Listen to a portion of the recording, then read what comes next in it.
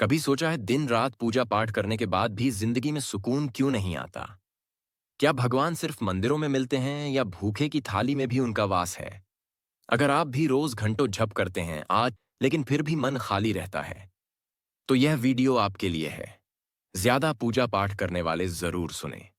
ये सिर्फ एक वाक्य नहीं, बल्कि वह आईना है जिसमें हर भक्त को एक बार खुद को देखना चाहिए। इस कहानी में एक ऐसी औरत है जिसने कभी कोई श्लोक नहीं पढ़ा, कोई मंदिर नहीं गई, लेकिन भगवान खुद उसके दरवाजे पर आए। क्यों? क्योंकि उसने वह किया जो हम पूजा करते हुए भूल जाते हैं। अगर आप सच में जानना चाहते हैं कि पूजा क्या है और भगवान किनसे सबसे ज्यादा खुश होते हैं, तो इस वीडियो को अंत तक जरूर सुनिए, क्योंकि यह कहानी आपकी सोच को हिला देगी। जय श्री राधे कृष्णा। आपका दिल से स्वागत है हमारे AK सियाराम यूट्यूब चैनल में, जहां हर शब्द, हर कथा, हर ज्ञान की बूंद आपके जीवन में अमृत घोलने के लिए समर्पित है। अगर आप पहली बार इस चैनल पर आए हैं, तो इसे सब्सक्राइब जरूर कीजिए और बेल आइकन दबा दीजिए, ताकि हर दिव्य संदेश आप तक सबसे पहले पहुंचे। वीडियो को लाइक कीजिए और कमेंट में सच्चे हृदय से लिखिए जय श्री राधे कृष्णा, ताकि आपकी भक्ति की शक्ति हर दिशा में गूंजे। हम यह प्रार्थना करते हैं कि जो भी इस पावन संदेश को सुन रहा है, उस पर और उसके पूरे परिवार पर भगवान श्री कृष्ण की कृपा दृष्टि सदा बनी रहे। जहां दुख हो वहां सांत्वना मिले, अंधेरा हो वहां राधा कृष्ण का प्रकाश हो, और जहां मन डगमगाए वहां यह दिव्य ज्ञान आपका मार्गदर्शन करें। क्योंकि जब मनुष्य के जीवन में अध्यात्म प्रवेश करता है, तब वहां से दुर्भाग्य और अज्ञान अपने आप निकल जाते हैं। यहाँ हर कथा सिर्फ सुनने के लिए नहीं, बल्कि आत्मा को जागृत करने के लिए है। क्योंकि जब हम श्री कृष्ण को अपने कर्मों में उतारते हैं, तभी जीवन वास्तव में सफल होता है। तो आइए जुड़िए हमारे साथ इस अमृत यात्रा में और चलें उस मार्ग पर जहां अंत में सिर्फ राधा कृष्ण की कृपा, शांति और मोक्ष की अनुभूति है। एक समय की बात है। एक पवित्र नगर में एक महात्मा रहते थे जिनका नाम था आचार्य वेदमित्र। वे दिन रात पूजा पाठ, मंत्र जप, यज्ञ और प्रवचनों में लीन रहते। नगरवासी उन्हें भगवान का स्वरूप मानते थे। आचार्य वेदमित्र का जीवन तपस्या, तपा और अनुशासन से बंधा हुआ था। वे किसी से अधिक बोलते नहीं थे, किसी के घर का जल ग्रहण नहीं करते थे, और तो और किसी के दुख सुख में भी विशेष रुचि नहीं लेते थे। उनका मानना था कि केवल ईश्वर की भक्ति ही मोक्ष का द्वार है, बाकी सब मोह है। एक दिन नगर में एक बूढ़ी स्त्री आकर उनके चरणों में गिर पड़ी। वह रो रही थी, करुण स्वर में कह रही थी, गुरुदेव, मेरा बेटा कई दिनों से बीमार है। सब उपचार कर लिए, अब तो बस आपकी कृपा चाहिए। आप मेरे घर चलकर उसे आशीर्वाद दे दीजिए। आचार्य वेदमित्र ने बिना भाव बदले उत्तर दिया, मां, मैं घर से बाहर नहीं जाता। मेरी सेवा केवल मंदिर तक सीमित है। मैं तुम्हारे लिए प्रार्थना कर दूंगा। ईश्वर जाने वह स्त्री निराश होकर लौट गई। कुछ दिनों बाद उसका बेटा चल बसा। आचार्य वेदमित्र फिर अपने पूजा पाठ में लीन हो गए। समय बीतता गया। एक दिन वे ध्यान मग्न अवस्था में थे कि उनके स्वप्न में स्वयं श्री कृष्ण प्रकट हुए। श्री कृष्ण मुस्कुराते हुए बोले, हे वेदम मित्र, तुम्हारी भक्ति मुझे प्रसन्न करती है, परंतु तुम्हारी भक्ति में प्रेम नहीं है। तुम केवल पूजा करते हो, सेवा नहीं, तुम मंत्र पढ़ते हो, पर किसी भूखे को अन्न नहीं देते। क्या तुम जानते हो मुझ तक पहुंचने का सबसे सशक्त मार्ग क्या है? आचार्य वेदमित्र ने हाथ जोड़कर उत्तर दिया, प्रभु, मेरा मानना है कि निरंतर जाप, हवन और ब्रह्मचर्य ही वह मार्ग है। श्री कृष्ण ने गंभीर स्वर में कहा, नहीं वेदम मित्र, मुझ तक पहुंचने का सबसे सशक्त मार्ग करुणा है, सेवा है, प्रेम है, पूजा पाठ महत्वपूर्ण है, परंतु वह तब तक अधूरी है जब तक वह किसी जीव की सहायता में ना बदले। जो रोते हुए को गले लगाए, भूखे को भोजन दे, अंधेरे में दीपक जलाए, ही सच्चा अंतरा ही सच्चा भक्त है। स्वप्न टूट गया, परंतु वेदमित्र के जीवन में एक परिवर्तन शुरू हो गया। उन्होंने देखा कि उनकी पूजा की माला तो सजी थी, लेकिन उनके मंदिर के द्वार के बाहर भूख से तड़पते बच्चे बैठे थे। उन्होंने महसूस किया कि वे मंत्रों के उच्चारण में इतने खो गए थे कि उन्होंने किसी की आंखों में आंसू देखना छोड़ दिया था। उसी दिन उन्होंने निर्णय लिया, वे अब पूजा के साथ साथ सेवा भी करेंगे। उन्होंने मंदिर के प्रांगण में एक अन्न क्षेत्र खोल दिया, रोगियों के लिए औषधालय शुरू किया, अनाथ बच्चों को शिक्षा दी जाने लगी। लोगों ने देखा कि जो आचार्य पहले केवल ध्यान में लीन रहते थे, अब एक एक पीड़ित को अपने हाथों से सहारा दे रहे थे। उनकी पूजा अब जीवंत हो गई थी। कुछ समय पश्चात वे फिर ध्यान में बैठे और श्री कृष्ण पुनः प्रकट हुए। इस बार उनका चेहरा अत्यंत प्रसन्न था। उन्होंने कहा, वेदम मित्र, अब तुमने भक्ति का रहस्य जान लिया है। जब तुम्हारा पूजा पाठ किसी के जीवन में आशा बन जाए, तब वह पूजा मुझे प्रिय है। प्रिय पाठकों, यह कथा हम सभी के लिए एक आईना है। आज हम में से कितने लोग दिन में घंटों पूजा करते हैं, घंटों रामायण, गीता, भागवत पढ़ते हैं, परंतु जब कोई पड़ोसी भूखा होता है तो हमारी आंखें बंद रहती हैं। जब कोई वृद्ध अकेलेपन से घिरा होता है तो हम सोचते हैं, यह मेरा कार्य नहीं है। हम मानते हैं कि पूजा का अर्थ है घंटी बजाना, अगरबत्ती जलाना और मंत्रों का उच्चारण करना। परंतु क्या यह ही है सच्ची भक्ति? श्रीमद् भगवद गीता में स्वयं श्री कृष्ण ने कहा है, पत्रम पुष्पम फलम तय यो में भक्त प्रयच्छति। यानी यदि कोई मुझे प्रेम पूर्वक एक पत्ता, एक पुष्प, एक फल या थोड़ा सा जल भी देता है तो मैं उसे स्वीकार करता हूं। ध्यान दें भक्तिया शब्द पर। इसका अर्थ है प्रेम से, श्रद्धा से, करुणा से। कई लोग यह कहते हैं, हम रोज सुबह मंदिर जाते हैं, संध्या आरती करते हैं, फिर भी जीवन में सुख नहीं है। परंतु क्या आपने किसी के आंसू पोंछे हैं? क्या आपने कभी किसी दुखी के सिर पर हाथ रखा है? क्या आपने कभी किसी गरीब को खाना खिलाया है, बिना फोटो खिंचवाए? सच्ची पूजा वहीं शुरू होती है जहां इंसानियत जीवित होती है। एक गरीब की सहायता करना, एक बेसहारा जानवर को खाना देना, एक वृद्ध की बात सुनना, यह सब ईश्वर की सेवा है। क्योंकि ईश्वर केवल मंदिर में नहीं, हर जीव में बसते हैं। कभी कभी लोग कहते हैं, मैंने इतने व्रत किए, इतनी कथा सुनी, फिर भी मेरे दुख क्यों नहीं दूर हुए? इसका उत्तर बड़ा सरल है, भक्ति को कर्म से जोड़ो। केवल पूजा नहीं, सेवा भी करो, तभी वह पूर्ण होती है। जैसे एक दीपक को तेल और बाती दोनों चाहिए, वैसे ही पूजा को भक्ति और सेवा दोनों चाहिए। अगर एक भी अनुपस्थित है तो प्रकाश अधूरा है। आज समाज में बहुत से लोग हैं जो दिन रात पूजा करते हैं, परंतु क्रोध नहीं छोड़ते, लोभ नहीं छोड़ते, अहंकार नहीं छोड़ते। क्या यह पूजा उन्हें ईश्वर के करीब ले जा रही है? नहीं, क्योंकि जब तक पूजा हमारे स्वभाव में परिवर्तन नहीं लाती, वह केवल एक औपचारिकता है। श्री राम ने शबरी के झूठे बेर खाए क्योंकि उसमें प्रेम था। श्री कृष्ण ने सुदामा की फटी पोटली को स्वीकार किया क्योंकि उसमें आत्मीयता थी। भगवान को आपकी भव्य थालियों की नहीं, आपके भावों की आवश्यकता है। इसीलिए हे अधिक पूजा पाठ करने वालों, यह सुनो, पूजा तब तक अधूरी है जब तक उसमें सेवा ना हो, प्रेम ना हो, करुणा ना हो। भगवान को तुम्हारी आवाज से अधिक तुम्हारे कर्म सुनाई देते हैं। यदि तुम्हारे कर्म में किसी की भलाई है तो तुम्हारा हर कदम मंदिर है, हर कार्य पूजा है। स्मरण रहे, मृत्यु के पश्चात जब आत्मा यमराज के दरबार में पहुंचती है तो उससे यह नहीं पूछा जाता कि उसने कितने मंत्र पढ़े, कितने व्रत किए। उससे पूछा जाता है, तूने कितनों को रोते हुए देखा और अनदेखा किया, कितनों की पुकार को सुना और चुप रहा, किसके हिस्से की रोटी तूने खा ली, किसके आंसू तूने सुखाए। जो उत्तर इन प्रश्नों के पास होता है, वही तय करता है आत्मा की गति। तो आइए आज इस विचार से अपने जीवन को पुनः परिभाषित करें। अपने पूजा पाठ में सेवा का दीपक जलाएं। आइए अपने मंत्रों में किसी भूखे की पुकार जोड़ें। आइए उस भक्ति की ओर चलें जो केवल शास्त्रों तक नहीं, हृदयों तक पहुंचती है। यही सच्ची पूजा है, यही सच्चा पाठ है। और अंत में श्री कृष्ण की वाणी में एक स्मरण, जो मेरे सबसे गरीब, सबसे दुखी, सबसे निरीह भक्त की सेवा करता है, वह मेरी ही सेवा करता है। उस दिन के बाद जब आचार्य वेदमित्र ने सेवा का मार्ग अपनाया, उनका जीवन पूरी तरह बदल गया। पहले जहां वे केवल मंत्रों में लीन रहते थे, अब उनका प्रत्येक मंत्र किसी भूखे को रोटी देने से पहले उच्चारित होता। पहले जहां वे अपने शिष्य को केवल वेद पढ़ाते थे, अब वे यह भी सिखाने लगे कि वेदों का सार किसी की पीड़ा को समझने में है। एक दिन एक शिष्य ने उनसे प्रश्न किया, गुरुदेव, क्या पूजा और सेवा में कोई एक बड़ा है?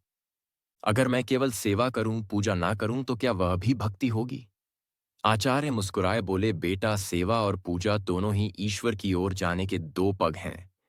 एक पग केवल सेवा है, एक पग केवल पूजा। परंतु यदि तू केवल एक पग पर चलना चाहेगा तो दूर नहीं जा सकेगा। दोनों पग एक साथ उठाने होंगे। वे आगे बोले, सुनो, मैं तुम्हें एक कथा सुनाता हूं। एक ऐसे संत की जो केवल सेवा में लीन था, और एक ऐसे ब्राह्मण की जो केवल पूजा में। देखो कैसे दोनों की यात्रा ईश्वर तक पहुंचती है या नहीं। एक जंगल में एक संत रहते थे। नाम था महादेव बाबा। वे किसी मंदिर से नहीं जुड़े थे, ना ही शास्त्रों का विशेष अध्ययन किया था, परंतु दिन भर वे पशु पक्षियों की देखभाल करते, भूखों को खाना देते, बीमारों को औषधि देते। जब किसी गांव में विपत्ति आती तो सबसे पहले वे पहुंचते। दूसरी ओर एक ब्राह्मण थे, पंडित मधुसूदन शर्मा।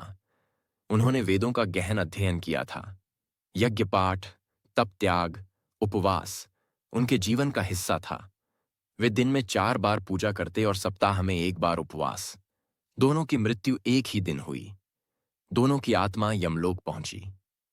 चित्रगुप्त ने उनका लेखा जोखा देखा। भगवान विष्णु के आदेश से दोनों को बुलाया गया। भगवान विष्णु ने पूछा, हे आत्माओं, बताओ तुमने जीवन में मुझे कैसे प्राप्त किया? पंडित मधुसूदन बोले, प्रभु, मैंने जीवन भर आपकी आराधना की, गीता का पाठ किया, यज्ञ किए, मंत्र जपे। मैंने कभी किसी से दान नहीं लिया, नियमों का पालन किया। मैं आपकी सेवा को ही जीवन मानता रहा। भगवान ने सिर हिलाया, फिर महादेव बाबा की ओर देखा। बाबा बोले, प्रभु, मैंने तो बस यही किया कि जब भी कोई दुखी दिखा उसकी सेवा की, जब कोई भूखा मिला उसे खाना दिया, जब किसी माँ का बच्चा बीमार था तो उसके साथ बैठकर रोया और भगवान से उसके लिए दुआ की। मुझे शास्त्र नहीं आते, पर इतना जानता हूं कि अगर कोई हंसने लगे तो वह पूजा ही होगी। भगवान थोड़ी देर मौन रहे, फिर बोले, पंडित जी, आपकी पूजा प्रशंसनीय है, परंतु आपकी पूजा केवल आपके लिए थी। आपने मुझे शास्त्रों में ढूंढा, पर मैंने तो हर जीव में निवास किया। बाबा महादेव ने मेरी वही पूजा की जो पीड़ितों के साथ की जाती है। तुम दोनों मेरे भक्त हो, परंतु महादेव बाबा के कर्म ने उन्हें थोड़ा और आगे पहुंचा दिया। यह सुनकर पंडित जी की आंखें भर आईं। उन्होंने कहा, प्रभु, मैं समझ गया हूं, बिना सेवा के पूजा अधूरी है। आज के समय में हम में से कई लोग सोचते हैं कि अगर हमने किसी मंदिर में घंटी बजा दी, अगरबत्ती जला दी या किसी ब्राह्मण को दान दे दिया तो बस भक्ति पूरी हो गई।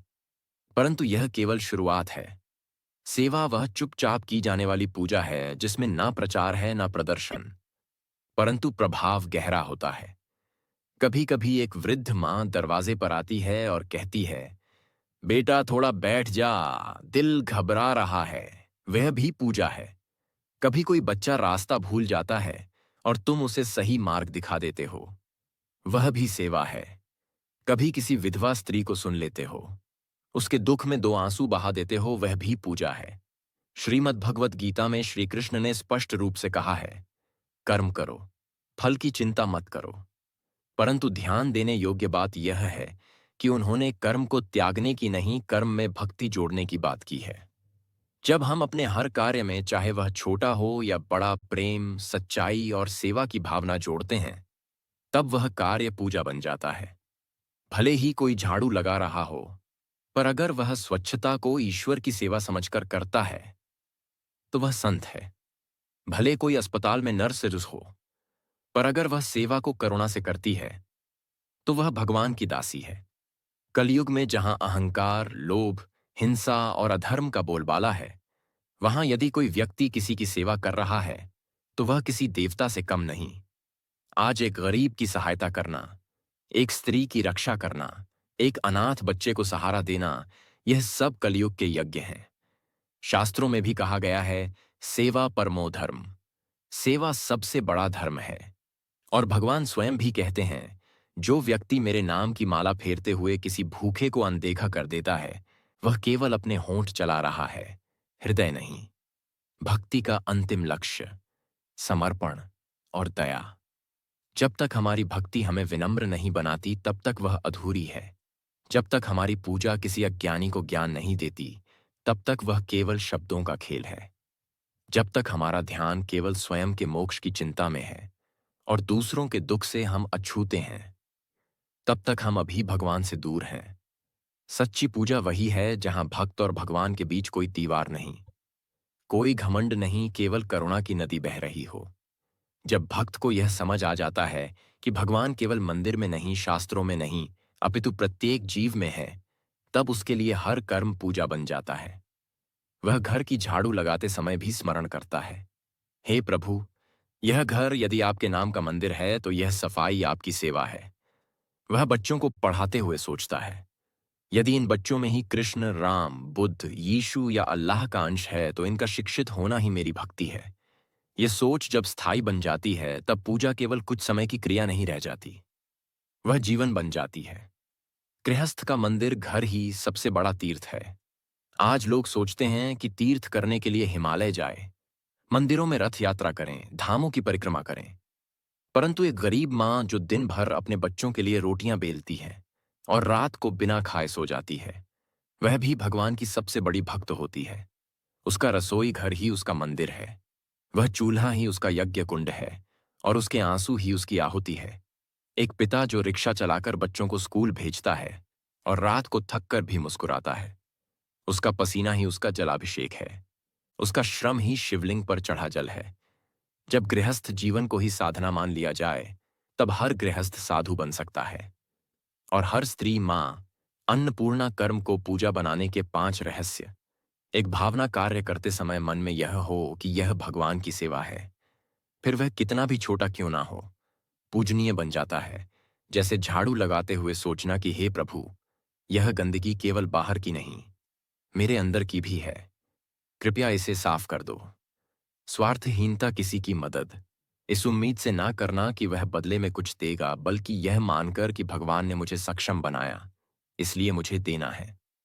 3 धैर्य और क्षमा सेवा करते हुए कोई तुम्हें अपशब्द कह दे, अपमानित करें, तब भी मुस्कुराकर क्षमा करना यह सेवा का सबसे बड़ा तप है। 4 सादगी, भव्यता नहीं, शुद्धता जरूरी है। एक गरीब द्वारा एक रोटी देना और एक अमीर द्वारा 100 थाल देना, इनमें अंतर केवल भावना से है, ना कि मात्रा से। 5 निरंतरता, एक बार सेवा करके रुकना नहीं, बल्कि यह सोचकर जीवन जीना कि जब तक सांस है तब तक सेवा है। एक बार नारद मुनि स्वर्ग में भगवान विष्णु से मिलने गए। देखा कि भगवान रो रहे हैं। नारद हैरान हुए, बोले प्रभु आप क्यों रो रहे हैं? भगवान बोले, नारद मेरी पूजा करने वाले लाखों हैं, पर मेरी सेवा करने वाले कितने हैं? जो मेरे नाम के कीर्तन करते हैं वे बहुत हैं, पर जो मेरे रूप में भूखों को खाना देते हैं, अनाथों को सहारा देते हैं, वे बहुत कम हैं। इसलिए मैं दुखी हूं, क्योंकि मेरे भक्तों ने मेरी पूजा को अपने स्वार्थ में बांध लिया है। नारद की आंखों में आंसू आ गए। वे पृथ्वी पर आए और उस गांव को खोजने लगे जहां कोई सेवा कर रहा हो। एक किसान मिला जो प्रतिदिन अपने खेत से फसल का एक हिस्सा गरीबों को देता था। एक नाई मिला जो हफ्ते में एक दिन केवल वृद्धों के नाखून काटता, बाल काटता, निशुल्क। एक विधवा मिली जो हर पूर्णिमा को अनाथ बच्चों को कहानी सुनाती। नारद ने भगवान को इन सबके दर्शन कराए। भगवान मुस्कुराए और बोले, इन्हीं के कारण मैं अभी भी इस धरती से जुड़ा हूं। कई लोग घंटों पूजा करते हैं पर मन अशांत रहता है। क्यों? क्योंकि पूजा केवल एक नियम बन जाती है, आत्मा उसमें नहीं डूबती। लेकिन एक बार किसी बूढ़े को सड़क पार करा दो, एक भूखे को रोटी दे दो, एक अनपढ़ बच्चे को पढ़ा दो, तो देखना वह संतोष आत्मा तक जाएगा। क्योंकि आत्मा परमात्मा की अंश है और परमात्मा करुणा का सागर है। जब हम दया करते हैं तब आत्मा प्रभु से जुड़ती है। शास्त्रों में अनेक साधन बताए गए हैं, ध्यान, योग, यज्ञ, तप, तीर्थ, व्रत। परंतु इन सब का सार यदि कहीं संक्षेप में कहें तो वह है पर सेवा। एक कहानी है। एक बार एक आर्षी स्वर्ग पहुंचे। उन्होंने देखा कि एक दरवाजा है जिसके पास स्वर्ग है। उस दरवाजे पर लिखा था, प्रवेश केवल उनके लिए जिन्होंने दूसरों के लिए जिया। राशि चकित हुए, मैंने तो ध्यान किया, योग किया, एकांत में तप किया, यह क्या? तभी एक आवाज आई, तुमने अपने लिए किया, सेवा दूसरों के लिए होती है। और केवल वही द्वार खोल सकती है जो परहित से जुड़ा हो। संक्षेप में, जीवन को भगवान का यज्ञ बनाओ। हर सुबह जब जागो तो यह सोचो, आज किसके लिए क्या कर सकता हूं। हर रात जब सो यह पूछो, क्या किसी को मेरी वजह से राहत मिली। यदि इन दोनों प्रश्नों के उत्तर हाँ में हैं, तो समझो तुम्हारी हर सांस पूजा है, हर कदम सेवा है, और हर दिन एक यज्ञ। श्रीमद् भगवत गीता के अंत में जब अर्जुन पूछते हैं, हे माधव, क्या आप मुझे एक ऐसा मार्ग दिखा सकते हैं जिससे मैं आपके सर्वाधिक निकट आ। तब श्री कृष्ण मुस्कुराकर कहते हैं, जो जीवों से प्रेम करता है वही मुझसे प्रेम करता है। जो भूखे को रोटी, दुखी को सहारा और अज्ञानी को ज्ञान देता है, वही मेरा सच्चा सेवक है। वह मुझे मंदिरों में नहीं, हृदयों में खोजता है, और मैं उसे वहीं मिलता हूं। गांव के एक छोर पर एक वृद्ध स्त्री रहती थी, जिसका नाम था भानुमति। उसका ना कोई पुत्र था, न पति, न परिवार। जीवन की संध्या पर वह एक छोटी सी झोपड़ी में अकेली रहती थी। लोग उसे पगली कहते थे, क्योंकि वह दिन भर गांव के बच्चों के लिए रोटियां सेकती, वृद्धों के पैरों में तेल मलती, और कभी किसी बीमार के घर जाकर उसके लिए झाड़ू पोछा कराती। वह मंदिर नहीं जाती थी, ना कभी घंटी बजाती थी, ना मंत्र पढ़ती थी, पर उसके मन में बस एक ही मंत्र था, सेवा ही मेरा शिव है, करुणा ही मेरी कृष्णा है। एक दिन गांव में एक नया पंडित आया, बहुत ज्ञानी, बहुत तेजस्वी। उसने गांव वालों को उपदेश दिया कि वे अधिक पूजा करें, यज्ञ करें और स्वयं के पापों से मुक्त हो। उसने एक भव्य यज्ञ का आयोजन किया और भानुमति को देखकर कहा, तू क्यों इस यज्ञ में भाग नहीं लेती? तेरे जैसे पापियों को ही सबसे अधिक पूजा की आवश्यकता है। भानुमति मुस्कुराई और बोली, बेटा, मैं पूजा करती हूं, पर वह चुपचाप होती है, वह आंसुओं से होती है, भूखे पेटों को भरकर होती है, किसी की पीठ सहलाकर होती है। पंडित क्रोधित हुआ और बोला, यह सब तो सामाजिक काम है, इससे तुझे मुक्ति नहीं मिलेगी। भगवान को मंत्र, नियम और विधियों से प्रसन्न करना होता है। उसी रात उस गांव में एक अजनबी साधु आया। उसने कुछ नहीं मांगा, बस गांव के बाहर एक पुराने मंदिर के पास बैठ गया। सुबह होते ही उसने भानुमति को देखा, जो झाड़ू लेकर मंदिर की सीढ़ियां साफ कर रही थी। वह चुपचाप देखता रहा। भानुमति ने उसे पानी दिया, एक सूखी रोटी दी और बिना कुछ कहे चली गई। अगले दिन भी वही हुआ और तीसरे दिन भी। तब साधु ने उससे पूछा, तू किसके लिए यह सब करती है? भानुमति बोली, जब मेरे पति की मृत्यु हुई और बेटा भी संसार छोड़ गया, तब मैं टूट गई थी। एक रात मैंने भगवान से कहा, अब तेरे पास आना चाहती हूं। पर उसी रात एक सपना आया। भगवान बोले, जब तक तू किसी रोते हुए को हंसा ना दे, तब तक मेरे पास मत आना। तभी से मैं उन्हीं की आज्ञा का पालन कर रही हूं। साधु की आंखों में आंसू आ गए। उसने सिर झुकाया और बोला, मां, मैं वही हूं जिसने तुझे वह सपना दिया था। भानुमति सन्न रह गई। उसकी आंखों से अश्रुधारा बह चली। साधु मुस्कुराया, मैं विष्णु हूं। तेरी सेवा से मैं इतना प्रसन्न हुआ कि स्वर्ग भी सूना लगने लगा। तेरे बिना मेरी पूजा अधूरी है। तेरे झाड़ू के कण भी मेरे पुष्पों से पवित्र हैं। तेरी सूखी रोटी में वह प्रेम है जो स्वर्ण पात्रों में नहीं। गांव वाले इकट्ठा हुए। पंडित भी आया और उसने यह दृश्य देखा। भगवान को देख वह नतमस्तक हुआ और उसके अंदर का अभिमान क्षण में छलकर राख हो गया। तभी भगवान ने सबको संबोधित किया, देखो, जो भक्त केवल मेरी मूर्ति को सजाता है वह मेरा रूप देखता है, पर जो भूखे की थाली सजाता है वह मेरे स्वरूप को समझता है। जो मेरा नाम जपता है वह शब्द पकड़ता है, पर जो किसी के दुख में हाथ बढ़ाता है वह मेरी आत्मा को छूता है। इसके बाद भगवान ने भानुमति का हाथ थामा और कहा, अब तू मेरे साथ चले, तेरा समय आ गया है। पर भानुमति ने कहा, नहीं प्रभु, अभी कुछ लोग और हैं जो रोते हैं। जब तक वे मुस्कुराना नहीं सीख जाते, मैं नहीं आऊंगी। मुझे आपसे नहीं, आपके कार्य से प्रेम है, और जब मैं सबको हंसते हुए देख लूंगी, तभी आपके चरणों में आऊंगी। भगवान मुस्कुराए और बोले, तब मैं तेरे साथ यहीं रहूंगा, क्योंकि जहां सेवा है वहीं मैं हूं। उस दिन से गांव बदल गया। पंडित ने पूजा को सेवा में बदला। लोग मंदिर से निकलकर वृद्धाश्रम और अनाथालय पहुंचे और भानुमति वह अब भी वही रोटियां सेक रही थीं। पर उसके आसपास अब हजारों भक्त थे जो सेवा को पूजा मानने लगे थे। इस कथा का सार यही है, जब तक हम पूजा को केवल एक क्रिया मानते हैं तब तक वह अधूरी है, लेकिन जब सेवा में पूजा को ढाल देते हैं तब वह ईश्वर की उपस्थिति बन जाती है। भानुमति जैसी स्त्रियां, महादेव बाबा जैसे संत और हर वह हाथ जो चुपचाप किसी के लिए बढ़ता है, वे ही सच्चे भक्त हैं। यदि संसार में एक भी हृदय ऐसा हो जाए जो दूसरों के आंसू अपने हृदय में सोख ले, तो समझो उस गांव, उस घर, उस दिल में स्वयं भगवान वास करते हैं।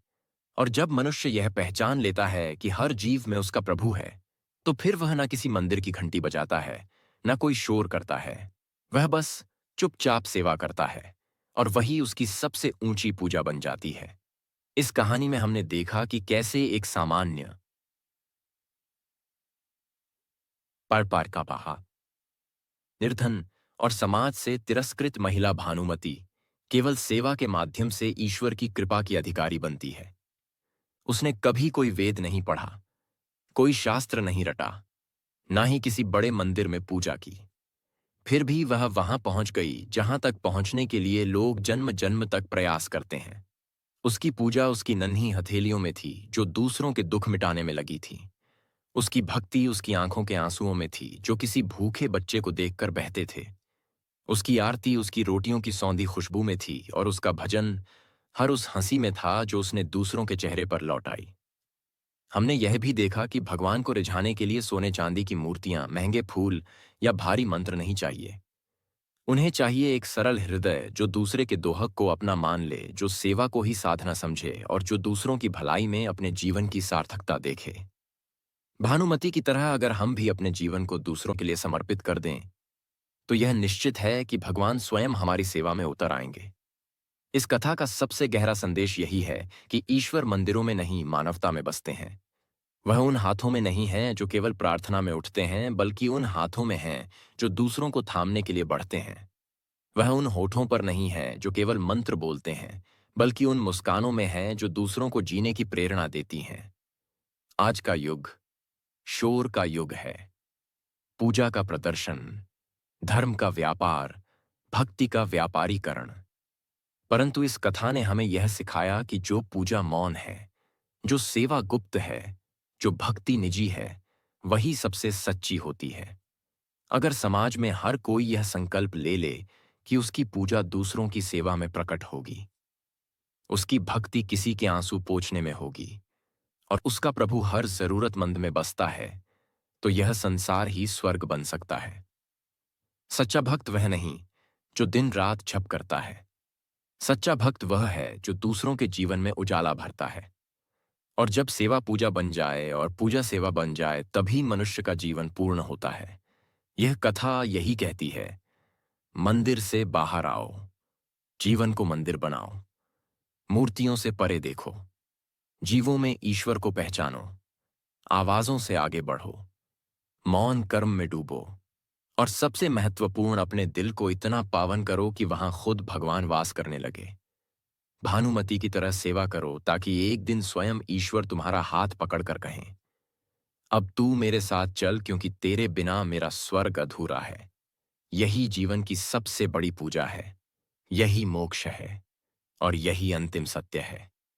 अगर आज की यह कहानी आपके दिल को छू गई हो, अगर इसने आपके अंदर कुछ बदल दिया हो, तो इसे सिर्फ अपने तक मत रखिए। इसे अपने परिवार, दोस्तों और हर उस इंसान तक जरूर पहुंचाइए जिसे सच्चे अर्थों में पूजा, सेवा और ईश्वर की पहचान चाहिए। क्योंकि ज्ञान तब तक अधूरा है जब तक वह बांटा ना जाए, और प्रेरणा तब तक प्रभावी नहीं होती जब तक वह किसी और की जिंदगी ना बदल दे।